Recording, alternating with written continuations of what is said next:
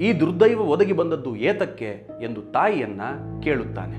ನಾನು ನಿನ್ನ ದೊಡ್ಡಮ್ಮ ಕದ್ರುವು ಉಚ್ಚೈಶ್ರವಸ್ಸೆಂಬ ಕುದುರೆಯ ಬಾಲ ಕಪ್ಪೋ ಬಿಳುಪೋ ಎಂಬುದರ ಬಗ್ಗೆ ಒಂದು ಪಂದ್ಯವನ್ನ ಕಟ್ಟಿದ್ದೆವು. ಕದ್ರುವು ಕುತಂತ್ರದಿಂದ ತನ್ನ ಮಕ್ಕಳ ಸಹಾಯದಿಂದ ಈ ಪಂದ್ಯವನ್ನ ಗೆದ್ದು ಬಿಟ್ಟಳು. ಅಲ್ಲಿಂದ ನಾನು ಅವಳ ದಾಸಿಯಾದೆ ಎಂದು ವಿನತೆ ಹೇಳಿದಳು.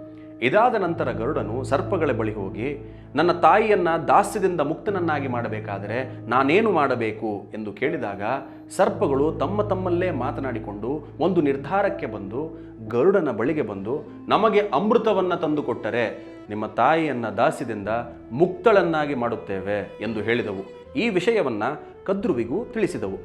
ಕದ್ರುವು ತನ್ನ ಮಕ್ಕಳು ಶಾಶ್ವತವಾಗಿ ಸುಖದಿಂದ ಇರುತ್ತಾರೆ ಎಂಬ ಕಾರಣದಿಂದ ಈ ಮಾತಿಗೆ ಒಪ್ಪಿದಳು. ಗರುಡನು ತಾಯಿ ವಿನತೆಯ ಬಳಿ ಬಂದು, ತಾನು ಅಮೃತವನ್ನು ತಂದುಕೊಟ್ಟು ನಿನ್ನನ್ನು ದಾಸ್ಯದಿಂದ ಮುಕ್ತನನ್ನಾಗಿ ಮಾಡ್ತೇನೆ ಅಂತ ಪ್ರಮಾಣ ಮಾಡ್ತಾನೆ.